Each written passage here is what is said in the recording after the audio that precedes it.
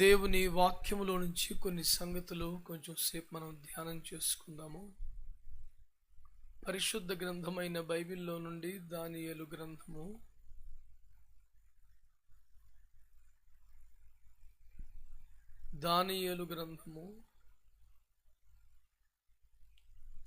3వ అధ్యాయము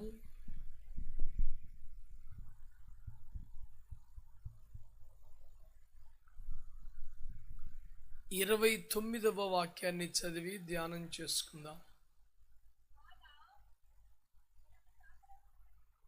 కాగా నేనొక శాసనము నియమించుచున్నాను, ఏదనగా ఇవ్విధముగా రక్షించుటకు సమర్థుడగు దేవుడుగాక మరి ఏ దేవుడునూ లేడు.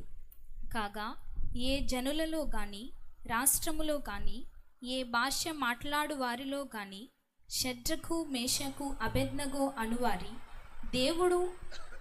దేవుని ఎవడు దూషించునో వాడు తుత్తినీలుగా చేయబడును, వాని ఇల్లు ఎప్పుడునూ పెంట కుప్పగా ఉండుననెను.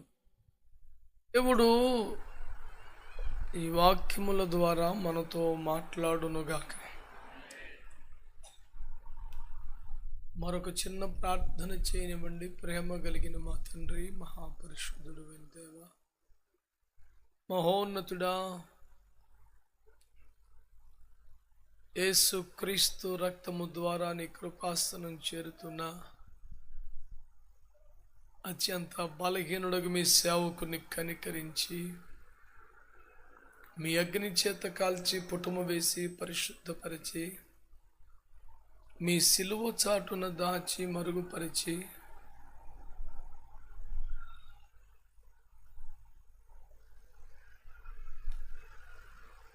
మీ శైలిలో మీ స్థాయిలో మీ కార్యములు చేయమని ఆదేయపడుతున్నా. ఇప్పటికీ ఎప్పటికీ నేనే తగ్గాలి, మీరు హెచ్చాలి. అందుచేత వధింపబడిన ఈ పశువుని అగ్ని చేత కాల్చమని, పుటము వేయమని, మరుగు చేయమని మీరు మాత్రమే ప్రత్యక్షమై మీ కార్యములు గంభీరముగా మీ శైలిలో మీ స్థాయిలో జరిగించమని, నిర్లక్ష్యము నిద్రమొత్తు అవిధేయత ప్రతి బలహీనతనే సున్నాములు బంధిస్తున్నాం. పూర్తిగా మీకు లొంగిపోతుండగా ప్రజల మీద గొప్ప చేసి ఆత్మ సమ్మతి గల మనసును వెనుబుద్ధిని బుట్టా విడుదల చేస్తూ వాడుతున్న ఉపకరణాల మీద వ్యక్తుల మీద యేసు రక్త ప్రోక్షణ చేస్తూ దేవదూతల పరిచయను కూడా విడుదల చేసుకుంటూ యేసు నామములో ప్రార్థిస్తున్నాము తండ్రి.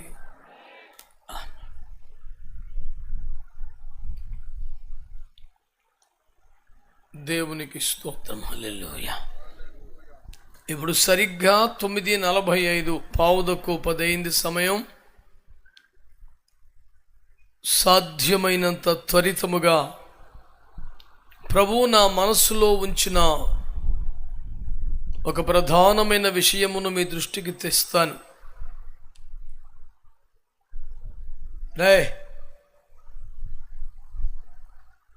మీకేం ఇబ్బంది అనిపించట్లేదా? అభ్యంతరంగా లేదా?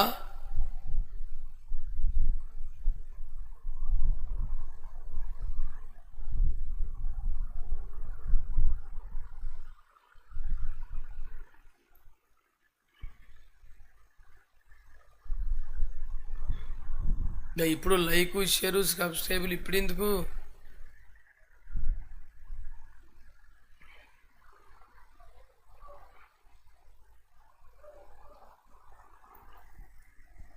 ఈ విధముగా రక్షించుటకు సమర్థులకు దేవుడు యేసు క్రీస్తు తప్ప మరెవరు లేరు అని మాలాంటి పాస్టర్లు, ప్రభువు సేవకులు, సువార్తికులు చెబితే అందులో పెద్ద ఆశ్చర్యం ఏమీ లేదు, ఉండదు. కానీ ఈ మాట చెప్పింది ఎవరో తెలుసా? అసలు బొత్తిగా క్రైస్తవ్యంతో సంబంధం లేనివారు, సంబంధం లేకపోతే సరి పరిపూర్ణ వ్యతిరేకత ఉన్నవాడు.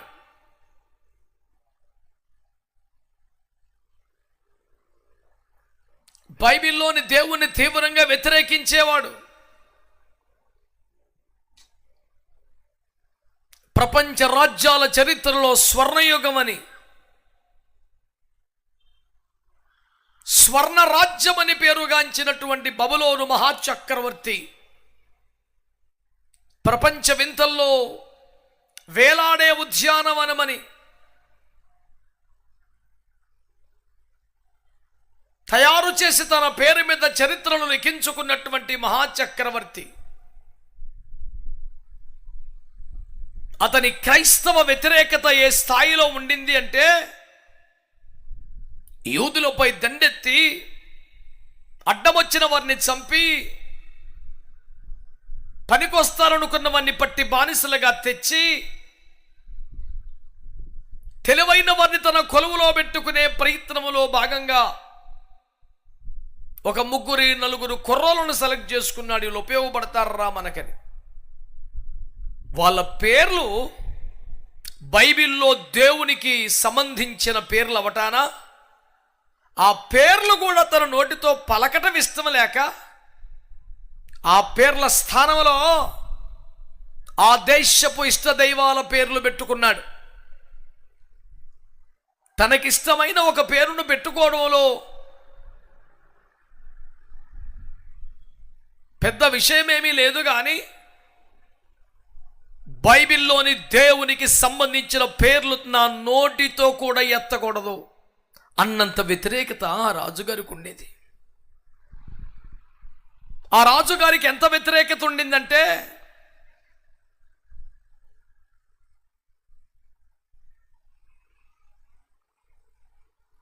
నేను నిలవబెట్టించిన ప్రతిమకే నమస్కారం చెయ్యాలి, పూజ చెయ్యాలి ఎవరైనా. అలా కాదని నా మతం, నా అభిమతం, నా విశ్వాసం నా హృదయానికి సంబంధించినది, నాకెవరి మీద నమ్మకం ఉంటే వారికి దండం పెట్టుకున్నట్టు కుదరదో, ఎవడైనా రాజాజ్ఞను కాదని ఇష్టానుసారముగా భక్తి చేసుకుంటే మండుచున్న వేడెమ్మగల అగ్ని గుండములు వాడు పడతాడు అంటూ తీవ్ర హెచ్చరికలు జారీ చేశాడు. అయితే దేవుని నమ్ముకున్న వాళ్ళకి తెలివి కానీ, జ్ఞానము కానీ, లాజిక్కులు కానీ వాటి మీద పెద్ద ఆసక్తి ఉండదు. దేవుని మాట మీదే గురి ఉంటుందంతే. 100 రకాలుగా ఆలోచించరు. ప్రభు ఏం చెప్పాడనేది జ్ఞాపకం చేసుకుంటారంతే. పైన ఆకాశం అందే కానీ, కింద భూమి ఎగందే కానీ, భూమి కింద నీళ్ళ ఎందే కానీ ఏ రూపమును చేసుకొనకూడదు. అది నా రూపమని చెప్పినా పూజించకూడదు, సాగిల పడకూడదు, నమస్కారం చేయకూడదు అని దేవుడు మాట్లాడారు. దేశం మారితే, ఊరు మారితే దేవుడు మారడు కదా. మరి దేవుడు మారినప్పుడు దేవుని పేరట చేసే భక్తి మారకూడదు కదా. ఉద్యోగం వచ్చే వేరే ఊరు వెళ్ళొచ్చు, కరువు వచ్చి ఇంకో దగ్గరికి వలస వెళ్ళొచ్చు, కోపం వచ్చేవాడో తన్నిలాక్కి వెళ్ళొచ్చు. ఆర్థిక పరిస్థితుల్లో, సామాజిక పరిస్థితుల్లో మార్పులు ఒకవేళ వస్తాయేమో కానీ సర్వ సృష్టికర్త అయిన దేవుడు, ప్రపంచంలో నిర్మాణకుడైన వాడు, తాను మారని వాడై ఎప్పటికీ నిశ్చయుడుగా, నిశ్చలుడుగా, స్థిరుడుగా ఉన్నవాడు గనుక ఆయన మాట కూడా మార్పు లేనిది కనుక ఆయన ఏం చెప్పాడు అన్న దాని మీద గురుంటుంది తప్ప లోకమంతా ఏమంటున్నా పెద్దగా నెత్తికెక్కించుకోరు. అదే అసలు మిగతా వారికి కోపం వచ్చే కారణం కూడా. సరేలే, భక్తి చేస్తే చేసుకో, మేము చెప్పింది కూడా ఒక మాట పాటించవచ్చు కదా.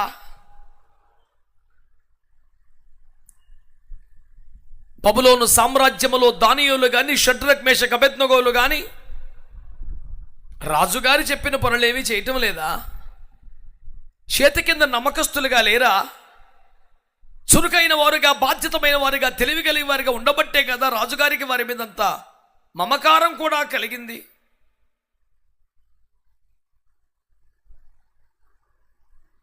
ఒక భక్తి విషయంలో మాత్రమే నా మనస్సులో ఉన్న విశ్వాసాన్ని కొనసాగించుకుంటాను బాబు.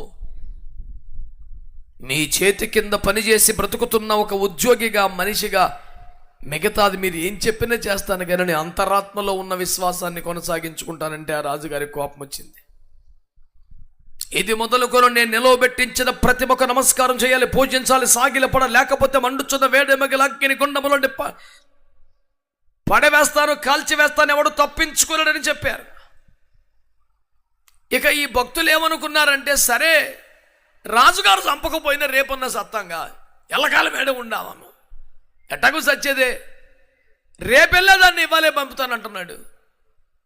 సరే కానీ పోదాం, రేపు చచ్చినా ఇవాళ చచ్చినా మామూలుగా చచ్చినా అయ్యగారు చంపినా వెళ్ళాల్సింది అక్కడికేగా, పోతే పోయాంలే. ఎంతోటి దానికి మరి దేవుడి మాటను కాదని దేవుడు వద్దన్న పని చేసి దేవునికి ఇష్టమైన పాపాలు చేసి నరకంలో పడి చచ్చేది ఎందుకు?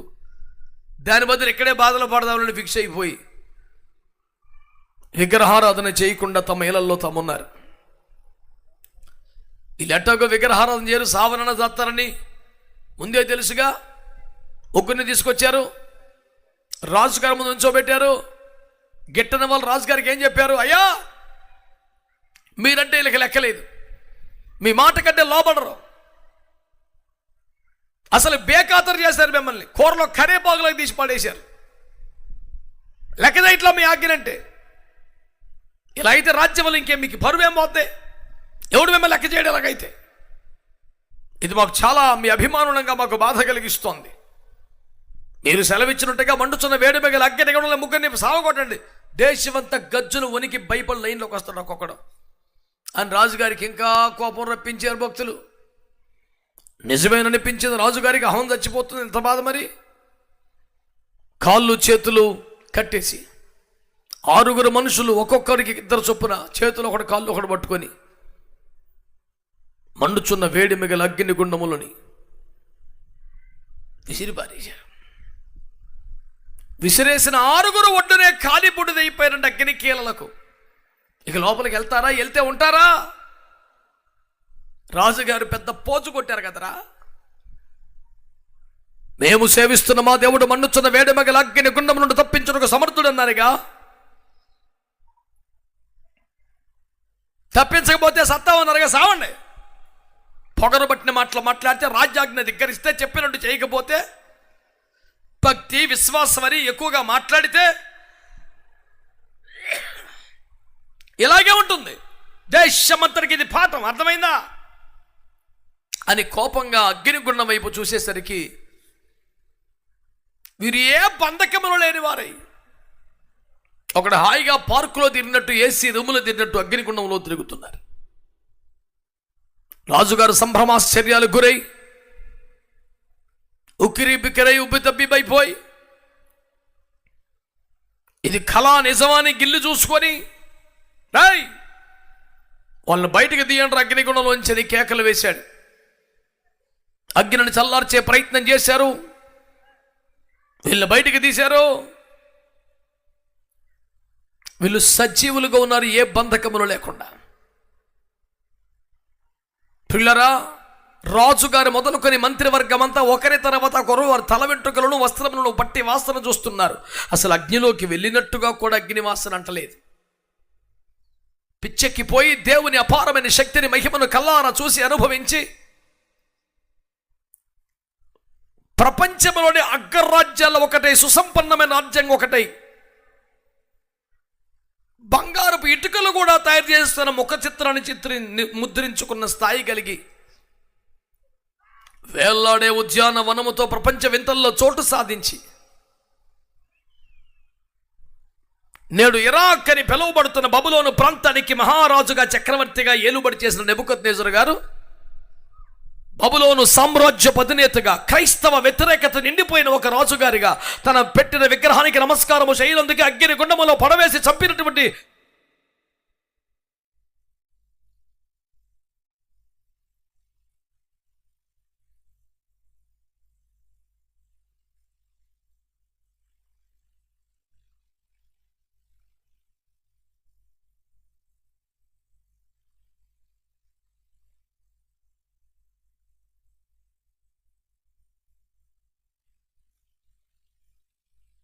కాదు, ప్రభు సన్నిధికి వచ్చి ప్రార్థన వారు మేలు పొందినప్పుడు ఇందరూ సాక్ష్యం చెప్పిన విశ్వాసులు ఉన్నారే, అట్లా విశ్వాసులు చెప్పిన సాక్ష్యం కాదు. ప్రభు పేరు చెప్తేనే పడనివాడు, ఆ పేరు మీద ఉన్న వ్యక్తుల పేర్లు పలకడానికి ఇష్టం లేక పేర్లు మార్చేసినాడు. ఆజ్ఞల్లో ప్రధానమైన ఆజ్ఞ విగ్రహారాధన చేయకపోతే చంపుతానని కక్ష కట్టినోడు, విగ్రహారాధన చేయలేదనే మండుచున్న వేడిమగల అగ్ని గుండములో విసిరి పారేసినోడు ఇప్పుడు గొంతెత్తి సాక్ష్యం ఇస్తున్నాడు. ఈ విధంగా రక్షించుటకు సమర్థులకు దేవుడు ఈయనగా ఇంకెవరు లేరు. ఏ విధంగా రక్షించేవాడు? మండుచున్న వేడి మగల అగ్ని గుండములో నుండి కనీసం అగ్ని వాసన కూడా అంటకుండా రక్షించగలిగిన వాడు ఈ ప్రభు తప్ప ఇంకెవరు లేరని స్పష్టంగా ఒక క్రైస్తవ వ్యతిరేక రాజే సాక్ష్యం ఇస్తున్నాడు. ఇది ఎవరు గొప్పల వాళ్ళు చెప్పుకున్నట్టు కాదుగా.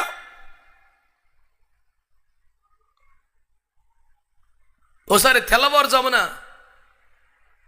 చీకటిగా ఉండగానే 4 అవుతుంది మహా అయితే, మేము ఎక్కడికో సభలకు పోయి 2:30-3 ప్రాంతం నుంచి పడుకున్నాం. గనగనగనగన మరి గోల వినబడితే ఇదేమిట్రా బాబు అని వచ్చి లైట్ వేసి ఎవరు బాబు అని వస్తే ఆ వచ్చిన వ్యక్తి చాలా కోపంగా సీరియస్గా, ఆ సమయంలో తెల్లవారుజాము 4 గంటలకి మహా అయితే 1 గంట అయింది నేను పడుకొని, ఓ ఎవరయ్యా ఇంతలా గోల చేస్తున్నారని బయటకు వస్తే చాలా కోపంగా, ఏమయ్యా మన మా నాన్నమ్మ గారి పెళ్ళికి పిలిచారు రాలేదే అన్నాడు. మత్తిడిపోయింది నాకు. ఏంటి బాబు, గోదావరిని ఎసరుగా పెట్టి భారతదేశాన్ని బియ్యాన్ని పెట్టి ఆకాశం పందిరేసి భూదేవిని పేటేసి భోజనం పెడితే చేయలేదే? ఇంకా క్లారిటీ వచ్చేసింది. ఏం మాట్లాడుతున్నావు నువ్వు? పక్కన మా ఒడిలో అన్నం పడబొక్కలుడన్నా ఏమన్నా. అప్పుడు కానీ నాకు ఫుల్ క్లారిటీ రాలేదు.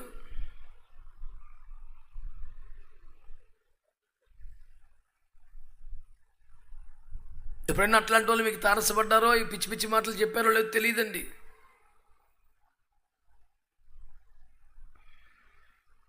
బొంబాయిలో బ్యాంకులను నాయే, గుంటూరులో డబ్బులు ముద్ర కొడుతుంటానని చెప్తున్నాడు. ఇలా పనికి మాలిన పాపిష్టి మాటలు, సరదాగా మాటలు, చమత్కారంగా మాటలు, నవ్వించే మాటలు తెప్పించి పొట్టపోషణ చేసుకునే వ్యక్తులు ఉండవచ్చును. వాడు చెప్పిన ఒక డైలాగ్ గుర్తొచ్చి ఇదంతా చెప్పాను. వాడు ఏమన్నాడంటే, ఎవడికాడికి పెట్టుకుంటే రావు సార్ కేతకథలో అన్నాడు. నూతన ప్రత్యక్షత నాకు అది. ఎవడికాడికి పెట్టుకుంటే రావు కేతకథలు అన్నాడు. ఇన్ని మరపాలు ఉన్నాయరా వీడి దగ్గర అనుకుని. నీకేం కావాలన్నా మీ దయ 10 పరకు ఏమన్నా 50 ఎత్తాను కానీ ఇంకా మరమాలు ఏమన్నా చెప్తావా అన్న. నీకు దండం ద్వారా నా దగ్గర ఏమి లేవు అయిపోయి అంటాడు. నన్ను గురించి నేను గొప్ప చెప్పుకుంటే, నా డబ్బా నేను కొట్టుకుంటే నాకు కితకితలు నేను పెట్టుకున్నట్టు కదా. అలాంటి అవస్థత లేనివాడు, మహాపరిశుద్ధుడు, స్వయంభవుడు, ఆది సంభూతుడు, అంతటా వ్యాపించి ఉన్నవాడు, అందరికీ ఆధారమైన వాడు, చావునే చంపినవాడు, చనిపోయిన వాడిని తిరిగి లేచినవాడు, తాను చచ్చిపోయి తిరిగి లేచినవాడు, మరణములోకి వెళ్ళి మరణం యొక్క పాతాళం యొక్క తాళపు చెవులు ఓల్లాగి మరణం యొక్క బలముగా నశింపచేసి చావునే చంపి సజీవుడిగా తిరిగి లేచినవాడు, ప్రపంచ రాజుల చేత చక్రవర్తుల చేత పొగడబడుతూ సాక్ష్యము కలిగిన వాడు ప్రభువు యేసుక్రీస్తు వారిని జ్ఞాపకం చేస్తున్నారు.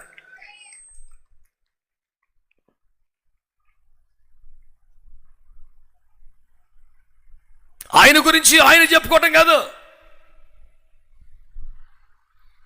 యేసు ప్రభు నరావతారిగా భూమి మీద మహిమ కలిగిన సేవ చేస్తూ ఉండిన కాలంలో కూడా చాలా మంది నీవెవరో, అసలు నీరేం చేయండి, గొడవేంటి, గోత్రం ఏంటి, కొన్ని సూచనలు చూపుతావు, అద్భుతాలు చూపుతావు అంటే ఆయన అంటాడు, నన్ను గురించి నేనే చెప్పుకునే నా సాక్ష్యము వట్టిదే. నన్ను పంపిన వాడును నేను చేయించిన క్రియలను నన్ను గురించి సాక్ష్యం ఇస్తున్నాయి అని మాట్లాడిన ధీశాలి ప్రభువు యేసుక్రీస్తు వారు ఒకరిని మీకు జ్ఞాపకం చేస్తున్నాను. ఆయన గురించి ప్రపంచం చెప్తున్న సాక్ష్యం ఏంటి? చమత్కారాలు చేసే ఉండొచ్చు, సూచనలు చూపించేవారు ఉండొచ్చు, మహిమలు కనబరిచేవారు ఒకవేళ ఉండొచ్చు. ఈ విధముగా రక్షించువారు మాత్రం ఈ తప్ప ఎవరు లేరని ఒక చక్రవర్తి సాక్ష్యం చెప్తున్నాడు. ఏ విధముగా మండుచున్న వేడి మెగలగ్ని గుండము నుండి తప్పించుటకు సమర్థుడు ఇంకొకరు లేరు. ఒకవేళ ప్రేమ కలిగిన బంధువులు ఎవరో నీకు నప్పుల్లోంచి నిన్ను తప్పించవచ్చు, నీవు కట్టాల్సిన బాకీ కట్టి నీకు మేలు చేయవచ్చు, ఆపదలో ఉంటే నీ కొద్ది గొప్ప ఆదుకోవచ్చు, ఆకలి బాధుండి అన్నం పెట్టవచ్చు, వరదల్లో చిక్కుపడి సమస్తము కొట్టుకుపోతే ఆశ్రయం కల్పించవచ్చు, రకరకాల చాలా ప్రయోజనములు, మేలులు, ఉపకారములు ఎవరైనా చేయవచ్చునేమో, కానీ మండుచున్న వేడిమ గల అగ్ని గుండము నుండి తప్పించుటకు మాత్రం, ఈ విధంగా రక్షించుటకు సమర్థుడకు దేవుడు, ఏళ్ళ దేవుడు గాక మరొకడు లేడని ప్రపంచానికి సాక్ష్యం చెప్పాడు. ఆ సాక్ష్యం ఎంత స్ట్రాంగ్ గా చెప్పాడంటే, ఇది మొదలుకొని నా మాట అందరూ ఆయన్ని పూజించడం, లేకపోతే ఎవడైతే అగ్ని గుండంలో నుండి తప్పించుటకు సమర్థుడకు వీరి దేవుడిని పూజించకపోతే వాడు వీళ్ళు తుత్తురీలుగా పెంట దెబ్బగా మార్చేస్తానన్నాడు. ఇక రాజుగారికి ఏది వచ్చినా అట్టే ఉంటుంది ఉద్యమం. అరగంట ముందు విగ్రహం చేయకపోతే సాగు కొడతానని తీసుకెళ్లి మంట పెంచి 7 రేట్లు అందులో బారేసాడు. క్యాబినెట్ వచ్చి జుట్టు పట్టుకొని బట్టలు పట్టుకొని వాసన చూసిన తర్వాత అప్పుడు చెబుతున్నాడు, ఈ విధముగా రక్షించుటకు సమర్థుడకు దేవుడు ఇతరుగా ఇంకెవరు లేరు కనుక ఇది మొదలుకు ఇంకెవరు ఏ దేవుడిని పూజించకూడదు, అందరూ ఇక్కడే దండం పెట్ట, లేకపోతే అడిలు పెంట గొప్పగా మారుస్తా, కూల్చేస్తా అంటున్నాడు. బబులోను సామ్రాజ్యము క్రైస్తవ రాజ్యమా? One of the greatest emperors of the world, Nebuchadnezzar, was not a Christian king, you know, not even a Jewish people. క్రైస్తవ వ్యతిరేక భావజాలం నిండిపోయిన, విగ్రహ ఆరాధన చెయ్యనందుకే అగ్నిగుండములో పారవేసేంత కోపం వచ్చిన, ఉగ్రతకు చిరునామాగా మారిపోయిన రాజుగారు అంటున్నాడు, నేను చాలా మందిని చూశాను, చాలా మందిని వారు ఆపదల్లో రక్షించాను, కానీ ఈ విధంగా రక్షించేవారు ఇంకెవరు లేరు. అనారోగ్య సమస్యలోంచి, ఆర్థిక సమస్యలోంచి, సామాజిక కట్టుబాట్లోంచి రక్షించగలిగిన వారు మహానుభావులు, మహాత్ములు ఉండవచ్చు, రావచ్చు, కానీ అగ్ని గుండము నుండి తప్పించుటకు మాత్రము యేసు తప్ప మరొకరు లేరని నెబుకద్నెజరు అనే చక్రవర్తి సాక్ష్యం ఇచ్చాడని మీకు మనవి చేస్తున్నాను.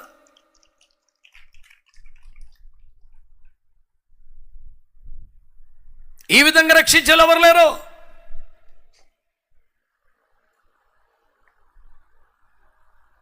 ఇందులో మనము పరిశీలిస్తే కాస్త తమాషా కలిగే ముచ్చట ఒకటి ఉంటుంది.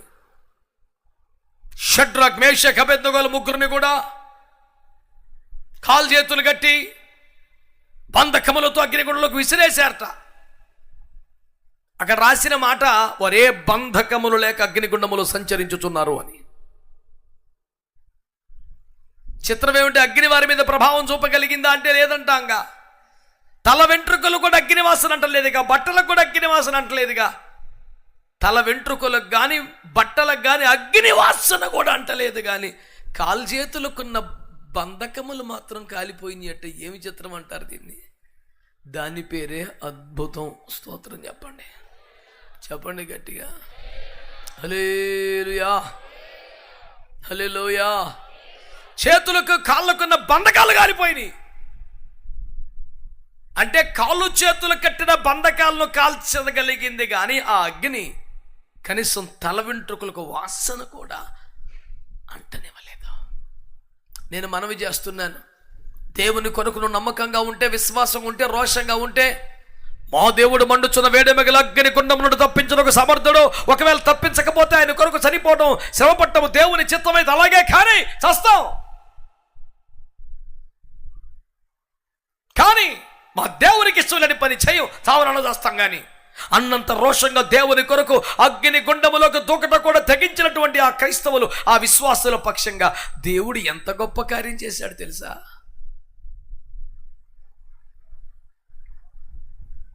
మొదటి మాట చెప్పనా, వాళ్ళని ఒడిసి పట్టుకోవడానికి, ఒడిలో పెట్టుకోవడానికి వారికంటే కొద్ది క్షణాల ముందు దేవుడే అగ్నిగుండములోనికి దిగి వచ్చేసాడు. మంచిగా చెప్పొచ్చు కదా. ఇంత బలహీనంగా, ఇంత పేలవంగా మీరు చెబుతారని ఊహించలేదండి.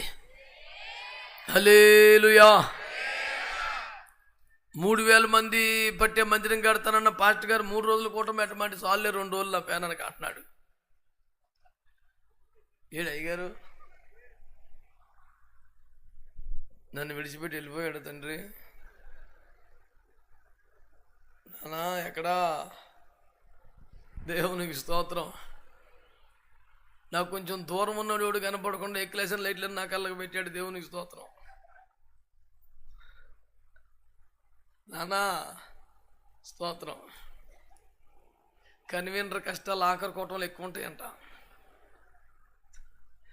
ప్రారంభ కూటం మంచి హుషారుగా మంచి ఉద్యోగం ఉండదు, ముగింపు కూటం వచ్చేసరికి మరి హల్లెలూయా మర్మములు గ్రహించగలరు. బిడ్డలారా, మీకు చేస్తున్న మనమేమిటంటే 3000 బాప్తిస్మాలు ఇవ్వాలి, 3000 మంది పెట్టే మందిరం కట్టాలి. ఇంత విశ్వాసము దర్శనం కలిగిన వాడికి 3 రోజుల కోటం లెక్కేటండి. 30 రోజులు పెట్టి పడేస్తాం అవసరమైతే. ఎటో యేసు రక్తం ఏం చేయం, ఈయన అడ్డుకునేవాడు ఎవడు యేసు రక్తం ఏం చేయం. స్తోత్రం చెప్పండి గట్టిగా. హల్లెలూయా. అగ్నిగుండమే ఆగలేదు సార్, ఏముంది ఒక రోజు యేసు రక్తం ఏం చేయం. ఎదురుపల్లి విశ్వాసం ఎవరు మాట్లాడుతుంది ఏంట్రా? మీరు సైలెంట్ అయిపోయింటి, మీ సౌండ్ పెరిగితే ఆయన సౌండ్ పెరుగుతుంది. మీరు సైలెంట్ అయిపోతే ఎలాగుంటుంది? ఎదురుపల్లి విశ్వాసాల మట్టికే ఆమెనానండి బాబు. ఖర్చు మా మీద పడిపోద్దని కదా మీరు తగ్గుతారేంటి? అలాగే ఉండదు. విశ్వాసం అడుగులు ముందుకేసేయటమే. దేవునికి స్తోత్రం కలుగును గాక. చెప్పాలి గట్టిగా హల్లెలూయా, హల్లెలూయా. స్తోత్రం చెప్పండి గట్టిగా, మంచిగా చెప్పండి. మంచి మే నెలలో ఎండల్లో పెట్టేవాళ్ళు కనుక 2 రోజులకే ప్రాణం తల్లడిల్లిపోయి నీరు గారిపోయి ఏమండి పట్టపగలే సుఖలు కనపడి ఈ 2 రోజులు పూర్తయితే అదే 10,000 బాబు చాలు అనిపించింది. ఎలక్షన్ పుణ్యమో ఎండల పుణ్యమో జూన్ దాకా వచ్చింది కోటం. కొంచెం ఎండ తీవ్రత తగ్గింది, కొంచెం చినుకులు దోబూచులాడినా కృప అడ్డుకుంది, కోటాలు బాగానే జరిగినాయి. ఇప్పుడు అనిపిస్తుంది ఎలాగుంటే వాతావరణం 3 రోజులు పెట్టేయచ్చని ఆయనకు కూడా అనిపిస్తుంది. పెద్దయ్య గారికి మాత్రమే కాదు, తండ్రి మీ చిత్తమే సిద్ధించును గాక. చేతులెత్తి స్తోత్రం చెప్పండి. హల్లెలూయా. ప్రభునందు మిక్కిలి ప్రియులారా, రకరకాలుగా ఆపదలను ఆదుకునేవారు దొరకవచ్చు భూమి మీద, కానీ మండుచున్న వేడి మిగిలి అగ్ని గుండము నుండి తప్పించుటకు సమర్థులకు దేవుడు మేము ప్రకటిస్తున్న యేసుక్రీస్తు మరొక లేడని మేం కాదా? ఓ క్రైస్తవ వ్యతిరేక రాజుగైనటువంటి నెబుకద్నెజరు చెబుతున్నాడు. యేసు ప్రభుని ఒక జడ్జి గారు అన్నాడు, హలో నా పొజిషన్ తెలుసా, నేను తలుచుకుంటే నీకు సిలువ మరణమును తప్పించగలిగిన అధికారము నవత ఉరక కోతల ఇంతట సిలువ మరణమును తప్పించగలిగిన అధికారం దగ్గర సుప్రీంకోర్టు జడ్జిని ఇక్కడ.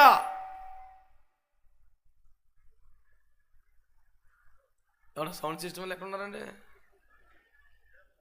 ఎక్కడ సూప్ అనకుండా చేశారు నాకు.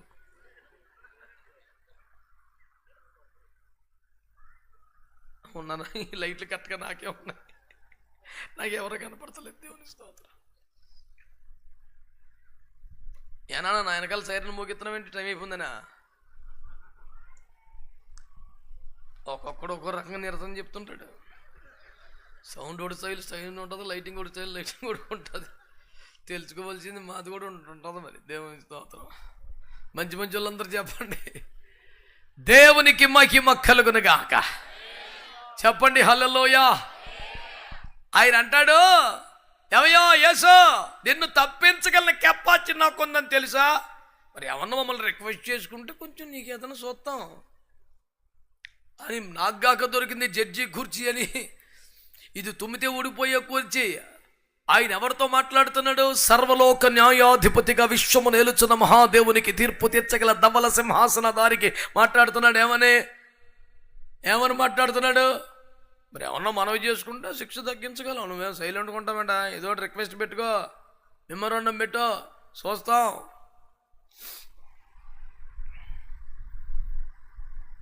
కొంచెం పేలుతున్నాడు బాబు స్టేజీలో కూర్చొని. కుర్చీ అటువంటిది, సౌండ్ పెంచుతుంది కొంచెం.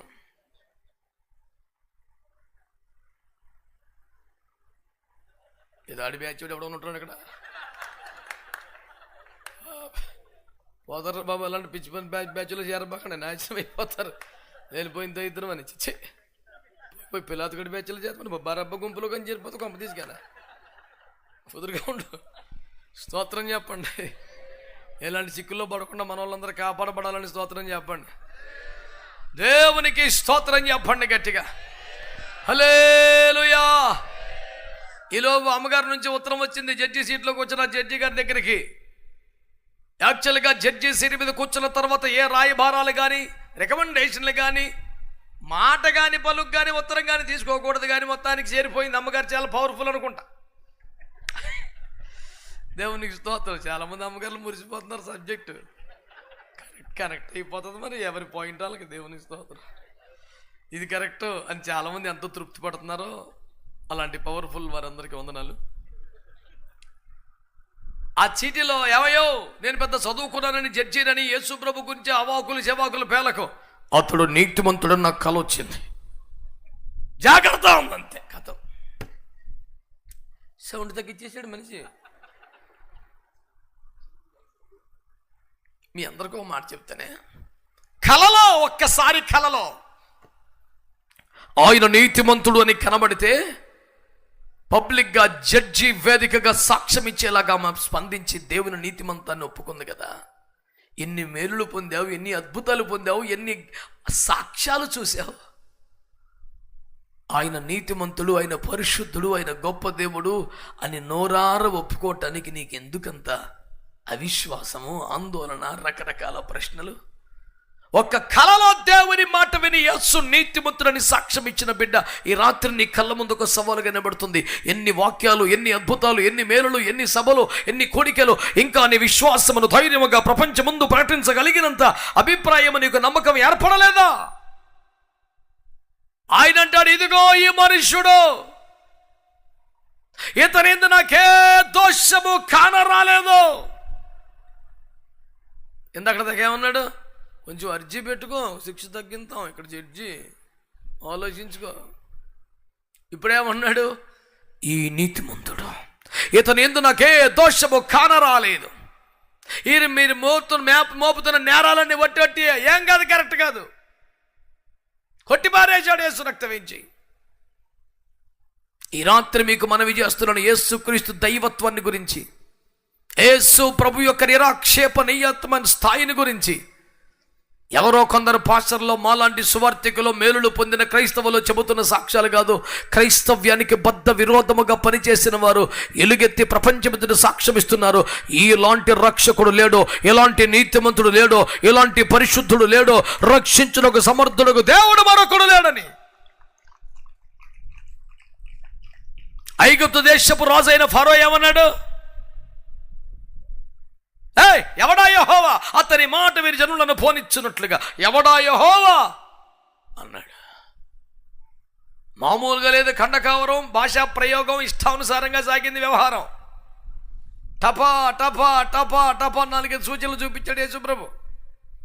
మోషేని పిలిపించాడు, నీకు దండం పెడతాను, నా కోసం మీ దేవుడికి ప్రార్థన చేయవా? మనోడంటే ఆయన వాళ్ళంటే నీరే అట్టు కాదండి, ఇది తప్పు అయిపోయిందిరా, ఈ దండం పెడతాను ప్రార్థన చేయవా? మోసే వచ్చి ప్రభా పాపం బాధపడుతున్నాడంటే, అప్పుడప్పుడే కాదురో ఇంకో కొంచెం అందుకోవటం అన్నాడు. అదేమిటయ్యా అంటే, యెహోవా ఎవడన్నాడుగా, చూపించాక వెళ్దాం, కంగారు పడక, మీ వాళ్ళకి చెప్పు, రక్షణ విమోచన కొంచెం ఆలస్యం అవుద్ది, ఓపిక పట్టమను. ఇప్పుడు వెళ్ళిపోవాలంటే వెళ్ళిపోవచ్చు, కానీ అది చూడాలని కోరుకు. యెహోవా ఎవడన్నాడు, చూపించాక వెళ్దాం అన్నాడు. మనోడు ఇంటికి వచ్చి ఏమన్నాడంటే, కొంచెం లేట్ అవుతుందంట, కానీ బీభత్సంగా ఉంటుంది కూటం, మీరేం టెన్షన్ పడబాక ఇలా చెప్పాడు. స్తోత్రం చెప్పరా? వీళ్ళు నిరీక్షణ కలిగి ధైర్యంగా ఉన్నారు. భోంచేద్దామని చిరాకుపడి మోసే మీద తిట్టుకెళ్ళిపోయి వీళ్ళు భోంచేస్తే అన్నంలో కప్పలు ఉన్నాయి. దరిద్రం పాడుగా నీళ్ళు తాగుదామంటే ట్యాప్ ఇప్పితే రక్తం వచ్చేస్తుంది నీళ్ళలోంచి. నైలు నదిలో పట్టబడి నైలు నది అంతా ఎర్ర కనపడుతుంది, చేపలు చచ్చిపోయి కంపు వచ్చేస్తుంది. పెద్దోడా అంటే ఆడు చచ్చిపోయి ఉన్నాడు. దరిద్రం పాడుగా నిద్రన పోతామంటే ఉండిన గట్లు వచ్చేసింది. మెల్లి లేచి బయటకు వచ్చి, నీకు దండం పెడతాను ప్రార్థన చేయరా నాకు అన్నాడు.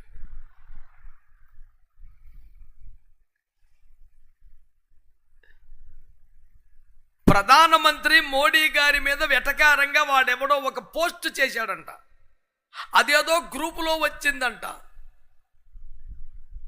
ఏదొచ్చినా దాన్ని ఫార్వర్డ్ చేసే, షేర్ చేసే తిక్కలోడు ఒకడు ఉన్నాడు. ఆడొక మెంటల ముఖం ఉండి ఆడికి సబ్జెక్ట్ చదవడం సావడం కనబడదల్లా ఇది కూడా చేశాడు. ఈయన్ని ఎత్తుకెళ్ళి జైల్లో పడేశారు. అసలు నేను కాదండి బాబు, నాకు వచ్చిందంటే పంపానంటే, పంపావుగా సార్లే తీసుకెళ్ళిపా అన్నారు. అవును మరి, ఒక తండ్రిలాగా దేశాన్ని పరిపాలిస్తున్న వాడి మీద అవాకులు చెవాకులు వెళ్తే 4 మేకరా తన్ని తీసుకెళ్ళి అందులో వారేరా? మరి కరెక్టే అని మనకు అనిపిస్తుంటే మరి దేవుడి మీద వేలితే ఎట్లుంటుంది?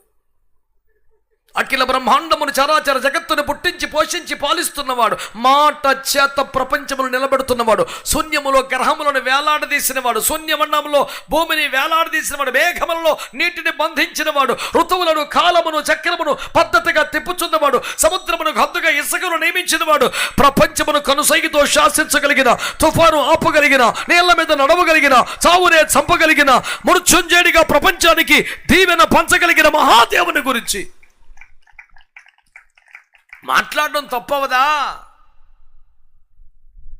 అరే వయసులో మనకన్నా ఒక రోజు పెద్దోను కూడా గౌరవిస్తాం కదండి, దేవుడి మీద అంత మాట మాట్లాడేమిటండి బాబు? కొంచెం ఆలోచించుకోవద్దా? పెద్ద చిన్న ఉండదా? నమ్మకం ఉంటే ప్రార్థన, నమ్మకం లేదు వదిలిపడే. ఏమిటా భాషా ప్రయోగం?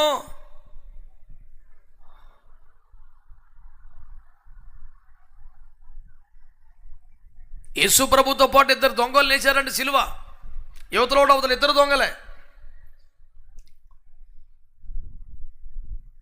దొంగతనాలు చేసి ఇష్టానుసారంగా బతికి అనేకుల దుఃఖానికి కారకులై, అనేకులకు బాధల కారకులకి దుర్మార్గులు దొంగలు యేసుకు ఇరువైపులా వ్రేలాడుతూ ఒకడికి అది ఇద్దరు అన్నారంట. ఏమని? నువ్వు దేవుని కుమారుడు అయితే నిన్ను నువ్వు రక్షించుకో, మమ్మల్ని కూడా.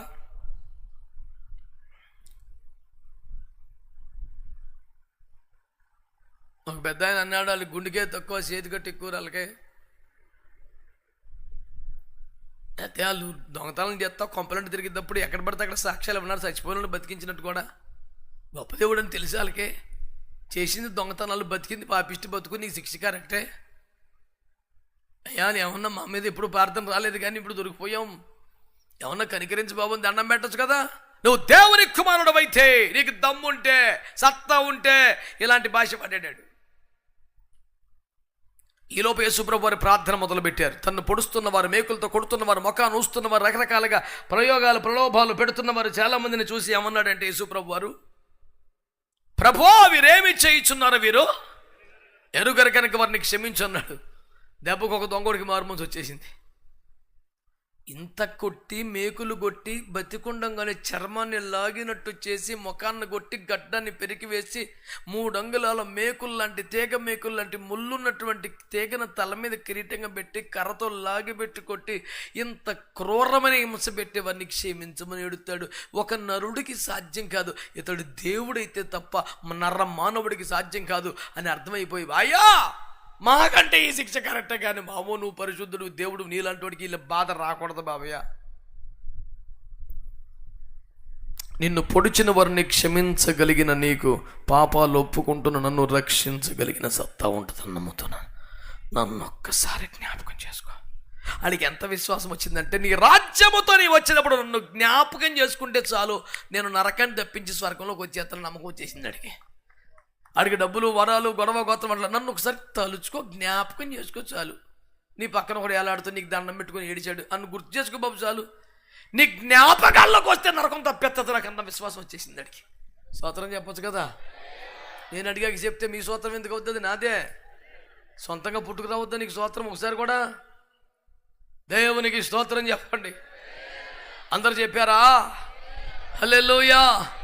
నేను చెప్తున్న సాక్ష్యాలన్నీ బైబిల్లో యేసు ప్రభు బిడ్డలు, పాస్టర్ గారులు, నాలాంటి వాడు చెప్పినాయి కాదు సార్. యేసు ప్రభు పేరు చెప్తే పళ్ళు పట్టుకొని మహా చక్రవర్తి కంచి దొంగోడు దాకా అందరూ ఎట్టగారవాణి వాళ్ళే, వద్దన్న వాళ్ళే, తేడా పాడ మాట్లాడిన ఇప్పుడు నెత్తికెత్తుకొని తిరుగుతున్నారు. నెక్స్ట్ పేరు నీది అవుతుందేమో, దేవుని స్తోత్రం. అలాగెందుకన్నానేమో. జకర్యా గారి సాక్ష్యం ఉన్నారు మీరు. పుట్టిన కాంచి ప్రార్థన చేసిన మనిషేం కాదంట. యేసు ప్రభుకు సంబంధం లేని మార్గంలో కొంతకాలం బతికారట, కానీ ప్రభు వారు దర్శించారు.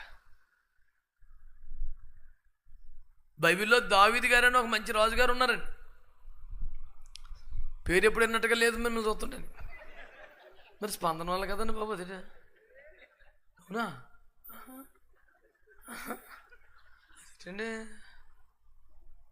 దావీదు గారు ఒక రాజుగారు ఉన్నారు. మందసము ఎవడింట్లోనో ఫిలిష్తీయుల దేశంలో ఉండబెట్టి తెచ్చేసుకుందామని బయలుదేరిపోయాడు. నాకు వచ్చిన బాధ అదే. ఆ పనికి మల్లుళ్ళు, బుద్ధి లేనోళ్ళు, ఫిలిస్తీన్లు, వాక్య జ్ఞానం లేనోళ్ళు కొత్త బండి చేసి పాడి అవులు భుజాన్ని పెట్టి తోసేశారు కదా. వాళ్ళకంటే వాక్యం తెలియదు, క్రమాలు తెలియదు, యాజకత్వం తెలియదు, లేవీలు గొడవ తెలియదు, అయ్యేం తెలియదు. మరి ఈ బాబుకి ఏమైంది? చిన్నప్పటి నుంచి ఇందులో పుట్టినాడు కదా. కొత్త బండి ఓటు చేసి మనసాన్ని ఎక్కించుకొచ్చేస్తున్నాడు మంచి ఉద్యమంగా. ఓ దగ్గర కొంచెం వంగింది, జారింది, అడ్డే అని మర్యాద కోసం పట్టుకోపోయాడు. అడి ప్యానం పోయింది. ఎప్పుడైతే అడి ప్యానం పోయిందో వెంటనే దావీదు రాజు గారికి, వామో ఇది అత్యంత ప్రమాదకరమైన మందసం అనుకుంటా, దీన్ని తాకిన వెంటనే చచ్చేదము, చంపే మందసము నాకొద్దు. అదే ఎవడన్నా ఇంటికి తీసుకెళ్ళిపోండి అన్నాడు. ఎవడ మాడతలేదు. రోడ్డు పక్కన నిరుపేద గురుసు కనపడింది. ఆడు బకరగడ దొరికాడు. రాయ్ ఇంట్లో పెట్టండి రా అన్నాడు. వద్దంటే ఇడి చంపేస్తాడు. పెట్టినా సోవే, ఎలాగో సచ్చేది ఖాయమే, దేవుడు పేరు మీద చచ్చిపోతాం అన్నాడు. పెట్టమన్నాడు మందసం. అమ్మయ్య, మెట్టుకు ప్రమాదము గడిచినది, మనము హాయిగా సుఖించదము, రాజ్యనగరకు వెళ్ళేదము, అంతఃపురములో పవలించదము అని వెళ్ళిపోయాడు. 2 నెలలు అయిపోయింది, మందసం ఊసేలేదు. ఒకరోజు ఎందుకో ప్రార్థన చేసుకుని గుర్తొచ్చిందరే, ఆ రోజున మందసాన్ని టచ్ చేసి ఒకడు పోయాడు. ఒక బకరగాన్ని చూశాడు, కంప్లీట్ మనం ఆడు పోయి ఉంటాడు. ఈ పాటికి వాళ్ళ ఫ్యామిలీ వెళ్ళిపోయి ఉంటుంది. ఒకసారి చూసిరా మనం పంపించాడు బొట్టల్ని. అక్కడ గుడిసే లేదు, ఎక్కలేసిన అపార్ట్మెంట్ కట్టేశారంట. చెప్పొచ్చు కదా ఇదొకటి. రాయ్ బాబు, ఇక్కడ ముసలాడు ఒకడు ఉండేవాడేడ్రా అంటే ముసలాయన సాధారణ వస్త్రాలతో పెట్టుకొచ్చాడు. బాబు ఇక్కడ ఒక గుడిసి ఉండేది. అవునండి.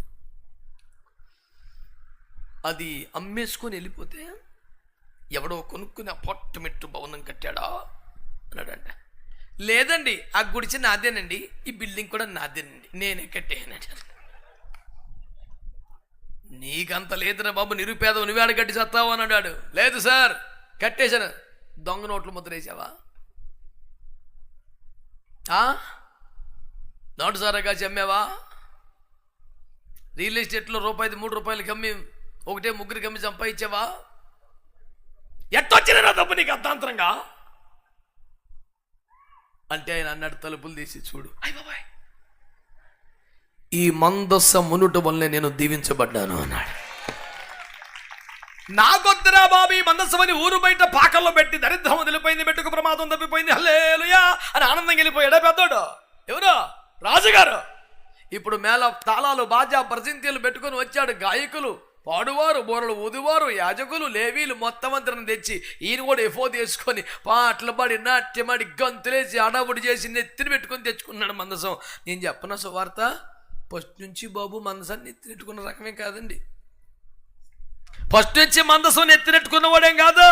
మాకొద్దరా బాబు ఈ మందసం ఊరు బయట పాకల్లో పెట్టినోడే. ఆ పాకల్లో వాళ్ళందరూ కోటీశ్వర్లు అయిపోయాక అర్థమైంది, అమ్మో మనం వదిలించుకున్నది దేవుడిదా నాయనా. చాలా తప్పు చేశాం. ఊరి బయట పాకల్లో ఉండవలసిన వాడు కాదు ఆయన, రాజ్య నగరములో ఉండవలసిన వాడు, అంతఃపురములో ఉండవలసిన వాడు అని దేశ ప్రముఖులందరిని తెచ్చి స్వయంగా తానే ముందు నడిచి నాట్యమాడి మైమరిచిపోయి దేవుని ఆరాధించి ఆనందోత్సాహాల మధ్య మందసాన్ని రాజనగరుకు తెచ్చుకుంటున్నాడు. దేవునికి స్తోత్రం చెప్పండి గట్టిగా. ఆనాడు దావీదైనా ఈరోజు ఇక్కడున్న అయ్యగారులైనా ఆరంభం నుంచి ఎత్తినెట్టుకుని మోచిన వాళ్ళమేం కాదండి. మాకెందుకురా బాబు అనుకున్న వాళ్ళమే. తర్వాత తెలిసింది. ఇక బండి కడతాం, బండిలో పెడతాం, పాకలు తీసుకెళ్ళి బయట పెడతాం మానేసాం. నెత్తినెట్టుకొని ఇంటికి తెచ్చేసుకొని ఇంట్లో పెట్టుకొని, నీవుంటే మాకు చాలు బాబు, ఇంకేం అక్కర్లేదు, నువ్వు పొద్దున రాత్రి ప్రార్థన చేసుకుని బతికేతను. చేతులు ఎత్తొక స్తోత్రం చెప్పండి. ఈ విధముగా రక్షించుటకు సమర్థుడు ఈయనగాక ఇంకెవరో చెప్పట్లా మీరు? ఇంకెవరో లేరండి. ఇంకెవరు ఉంటారు? మరణములోనికి వెళ్ళి మరణము యొక్క బలమగాలను నశింపజేసి, మరణపు కోరలు బీకి మరణము యొక్క పాతాళము యొక్క తాళపు చెవులు లాక్కొని, ఈ మరణమా నీ విజయం ఎక్కడు అంటూ గర్జించగలిగిన ఒకే ఒక్కడో ఈ రాత్రి మీకు ప్రకటిస్తున్న ప్రభువైన యేసుక్రీస్తు వారు. దేవునికి స్తోత్రం చెప్పండి. ఆయన పాపముల కొరకై ఒక్కసారి చనిపోయి తన సిల్వర్ రక్తము చేత విమోచన ప్రకటించాడు. దేవునికి స్తోత్రం కలుగునగాక. బంధించి వచ్చిన శత్రువు నిరాయుధుని చేశాడు. దేవునికి స్తోత్రం కలుగునగాక. మనము తండ్రి వద్దకు వెళ్ళుటకు అడ్డమేమీ లేకుండా చేశాడు. దేవునికి స్తోత్రం కలుగునగాక. అతి పరిశుద్ధ స్థలమును పెట్టి దేవుని వద్దకు ఎవరో లేకుండా ఉంచిన తెరను పైనుండి కిందకి చీల్చివేసి, అది ఏదో తెర కాదు, తన శరీరమును తెరను చీల్చుట ద్వారా వెలుపటి ఆవరణములో ఉండిపోయిన మనిషిని అతి పరిశుద్ధ స్థలములో ఉన్న దేవుని కరుణాపీఠం దగ్గరికి, అనగా కృపాసనం దగ్గరికి రప్పించిన అద్భుతమైన దేవునికి స్తోత్రం చెప్పండి గట్టిగా. హల్లెలూయా. వేరొకరు లేరు.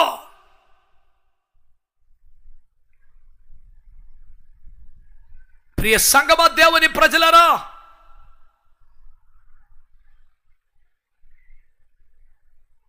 తెలివైన వారు ఉన్నారు, జ్ఞానం కలిగిన ఉన్నారు, సుపరిపాలన ఇచ్చిన వారు ఉన్నారు, ఆదుకునే వారు ఉంటారు, సహాయపడేవారు ఉంటారు, చమత్కారాలు చేసేవారు ఉంటారు, బైకిమలు చూపేవారు ఉంటారు.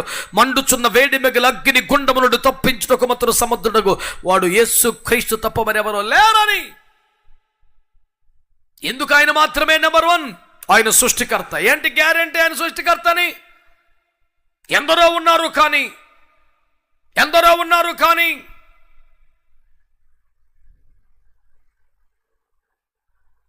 నశించి పాపములను బట్టి నరకానికి వెళ్ళిపోతుంటే,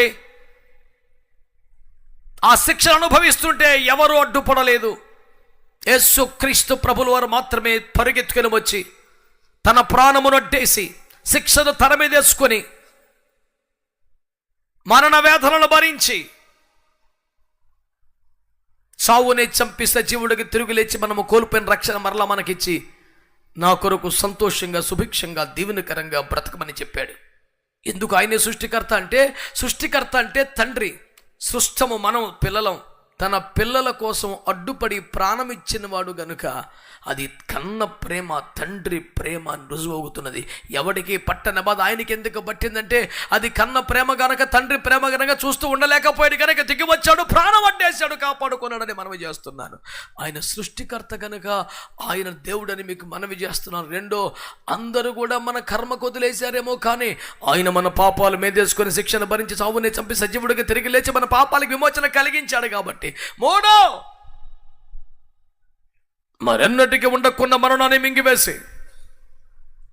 శత్రువుని నిరాయుధునిగా మార్చి తండ్రి వద్దకు వెళ్ళటకు అడ్డమేమీ లేకుండా చేసి తన శరీరం అనే తెరనే చీల్చి నేరుగా తండ్రి కృపాసనానికి కరుణాపీఠానికి మనల్ని చేర్చిన వాడు కనుక. నాలుగవది, అందరిలాగా చనిపోయి మట్టిలో కలిసిపోలేదు. మన కొరకే మరణంలోకి వెళ్ళి చావునే చంపి ముందే చెప్పిన టయానికి సజీవుడిగా మృత్యుంజయుడిగా తిరిగి లేచి నేటికి సజీవుడిగా ఉన్నాడు గనుక ఈ విధంగా రక్షించుటకు సమర్థుడకు దేవుడు ఈయనగాక మరెవరో లేరని నమ్ముచున్నాము, విశ్వాసముతో ప్రకటిస్తూ ఉన్నాం. కులాలు కానీ మతాలు కానీ, క్రైస్తవ మతమైతే కూడా, మతమైతే ఏ మతము కూడా ఎవరిని నరకము నుండి తప్పించలేదు. ఈ విధముగా రక్షించుటకు సమర్థుడు యేసు ఒక్కడే. ఏ విధముగా? అగ్ని గుండములో కూడా అగ్ని వాసన అంటకుండా, నడి సముద్రములో నడిచిన కాలుకు తడి అంటకుండా, ఎడారిలో కూడా కాళ్ళు కాలిపోకుండా, సింహాల బోనులో కూడా కొంచెము కూడా అపాయము సంభవించకుండా, కల్లోలిత సముద్రములో చిన్ని పడవలో ఉన్నవాడికి కూడా ఏ కీడు సంభవించకుండా,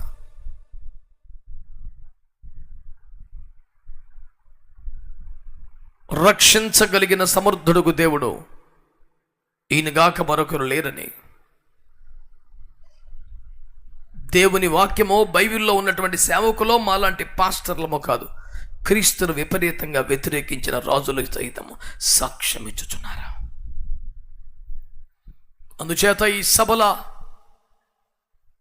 చివరి కూడికలో, రక్షణ పండుగలలో ఎందుకు వచ్చాడు యేసు? మతాన్ని స్థాపించడానికా? కులాల్ని ప్రమోట్ చేయడానికా? రాజకీయ పార్టీలు పెట్టడానికా? కాదు. నీకు నాకు ఉచితముగా గొప్ప రక్షణ ఇవ్వడానికి యేసుక్రీస్తు లోకానికి వచ్చాడు. ఐగుప్తు నుంచి బయటకు వస్తున్న ప్రజలను ఫరో సైన్యము తరుముతూ ఉంటే దేవుడు మోషే ద్వారా ఏం చెప్పించాడు? నేడు మీరు ఓరక నిలిచి నేను కలుగో చేయు గొప్ప రక్షణ మీరు చూడండి అని చెప్పాడు. ఏమిటా గొప్ప రక్షణ? మీరు ప్రళయ భీకరమికి సముద్రం నుండి క్షేమంగా బయటికి రావటమే కాదు, 400 సంవత్సరాలుగా మిమ్మల్ని బాధిస్తున్న శత్రువు ఇక మీదట మీకు కనపడడు. ఇదే నేను కలుగజేయ గొప్ప రక్షణ అన్నాడు. ఈ జీవితాన్ని, కుటుంబాన్ని, ఆర్థికాన్ని, ఆరోగ్యాన్ని తరుముకొస్తున్న శాపం, శ్రమ, శత్రువు ఏది కానీ ఎర్ర సముద్రమును దాటగలిగితే 1 కొరింథీ 10:1-4 ప్రకారం వాక్యానుసారమైన బాప్తిస్మాన్ని పొందగలిగితే నిన్ను తరుముకొస్తున్న శాపం ఇక మీద నీకు ఏలుబడి చేయదని, నీకు విడుదల కలుగుతుందని, ఈ గొప్ప రక్షణ నీకు నిశ్చయంగా అనుగ్రహించబడుతుందని వాక్యంలో రాయబడింది. ఆ రక్షణ ఎప్పుడైతే పొందారో, ఎర్ర సముద్రాన్ని ఎప్పుడైతే దాటారో, ఫరో తన సైన్యమందులో ఎప్పుడైతే చనిపోయారో, ఇక మీద ఇన్నాళ్ళు మమ్మల్ని బాధించిన శత్రువు ఇక లేడని ఆనందం కలిగిందో, ఎగిరి గంతేసి 90 ఏండ్ల వృద్ధులార మొదలుకొని 30 లక్షల మంది జనం గలమెత్తి గిలక తప్పెట్టబట్టుకొని పాట పాడి, యెహోవా మా బలమా, ఇది మా బలము కాదు, సముద్రాలు మేమెక్కడ చేల్చగలం, మేమెక్కడ ఫరో సైన్యమును ఓడించగలం, ఇది మా బలము కాదు, యెహోవా నీవే మా బలం అని దేవుణ్ణి ఆరాధన చేసి నాట్యమాడారు. ఒక పండగ చేసుకున్నారు, వృద్ధులు సహా నాట్యమాడారు. ఎందుకు ఈ పండగ వచ్చింది, ఎందుకు ఈ ఉత్సవం వారికి జరిగింది అని అడిగితే వాళ్ళు గొప్ప రక్షణ చూశారు. ప్రజలారా, మీరు కూడా ఆరంభమును ఇబ్బంది పెడుతున్న అనారోగ్య సమస్యల, ఆర్థిక సమస్యల, వీటన్నిటికి మించి పాపం ఏమి చేసినా నిన్ను వదలని పాపం నిన్ను పట్టి బంధించి పీడిస్తూ ఉంటే ఈ రాత్రి ప్రభువైన యేసుక్రీస్తు వారు వాటన్నిటి నుండి మీరు సదాకాలమునకు సంపూర్ణంగా విమోచించి పరలోకపు సొత్తుగా మిమ్మల్ని మార్చి నరకమును తప్పించడమే కాదు, పూర్ణాశీర్వాదానికి యోగ్యులుగా మార్చి తన సొత్తుగా, రాజ్యంగా మార్చుకొని మహిమలోకానికి తీసుకెళ్ళడానికి మళ్ళీ రాబోతున్నాడు. ఈ విధముగా మట్టిని మహిమకు మార్చగలిగిన వాడు, తరుముతున్న శ్రమను, శాపమును మాన్పగలిగిన వాడు, తప్పదనుకున్న మరణాన్ని తప్పించగలిగిన వాడు, కుళ్ళిన శవాన్ని సజీవంగా లేపి నిలబెట్టిన వాడు నేను ప్రకటిస్తున్న ప్రభువైన యేసుక్రీస్తు వారు. ఇంకా యేసును నమ్మలేదా? ఇంకా శ్రమల చేత తరమబడుతూనే ఉన్నావా? నువ్వు వద్దనుకున్న యేసుని, కాదనుకున్న యేసుని మళ్ళీ భుజాన పెట్టుకుని మోయగలిగినంత విశ్వాసం నీకు కలిగితే, నా ఇంటి కూడా యేసును తీసుకెళ్తాను అనే నమ్మకం నీకు వస్తే, ఆయన మాట ప్రకారం ఐగుప్తులోంచి, లోకములో నుంచి, కులాలు, మతాలు, పద్ధతులోంచి బయటకు వచ్చేస్తాను అనే సమర్పణలోకి రాగలిగితే గొప్ప రక్షణ కలుగు చేయడానికి ఆయన సిద్ధంగా ఉన్నాడు. దండగ మరి జీవితాన్ని పండగగా చేసే దేవుడుగా ఉన్నాడు. రక్షణ పొందితేనే జీవితం పండగ. దేవుడి వాక్యం ద్వారా మనందరినీ రక్షించును గాక. తల్లు వంచి కళ్ళు మూసుకోండి.